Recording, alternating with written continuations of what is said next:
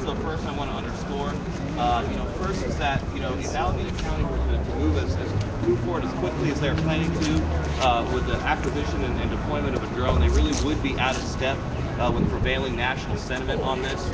Just last week, Seattle abandoned its plan to deploy 2 drones that it had already acquired. And in Virginia, both the city of Charlottesville and the state legislature in Virginia enacted a 2-year moratorium on the use of drones. So, Alameda County would really be out of step with prevailing national sentiment. And the second point I really want to underscore here is that contrary to suggestions that have recently been made, this is not about public safety. Keeping the public safe does not require an erosion of people's fundamental privacy expectations. So that kind of argument is simply a red herring. So with that, I'd like to turn it over again to Linda Lai from the ACLU of Northern California.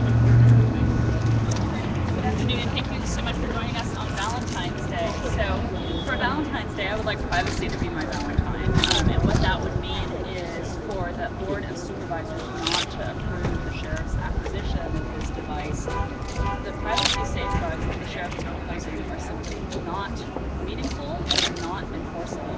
The sheriff has morally committed not to be using this device for generalized surveillance. That's wonderful. His privacy policy just doesn't say that. We have worked with him, it's true, and we were delighted that he solicited our comments, but then he proceeded to reject most of our recommendations. It is essential, if the sheriff wants to use this drone for search and rescue, that the data collected from the drone should only be used for search and rescue. His policy contains a giant loophole and authorizes data collected for one purpose to be used for an entirely unrelated purpose. This invites the very kind of surveillance that a sheriff expects from law enforcement. The policy is also not meaningfully enforceable. He is proposing it as a sheriff's office general order. That means that he can unilaterally alter it in the future without board or public input. If the Alameda County Board of Supervisors is going to approve this device based on one set of privacy principles, then those privacy principles must be enforceable and not subject to the unilateral change of a sheriff. In addition, there should be a meaningful cost-benefit analysis to be fair to even decide whether to require this.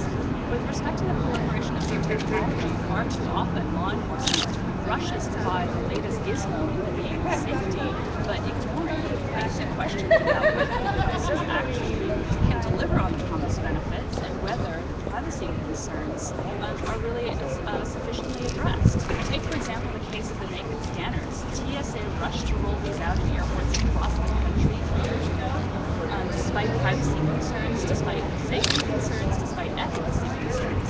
And just last month, TSA announced that it's pulling back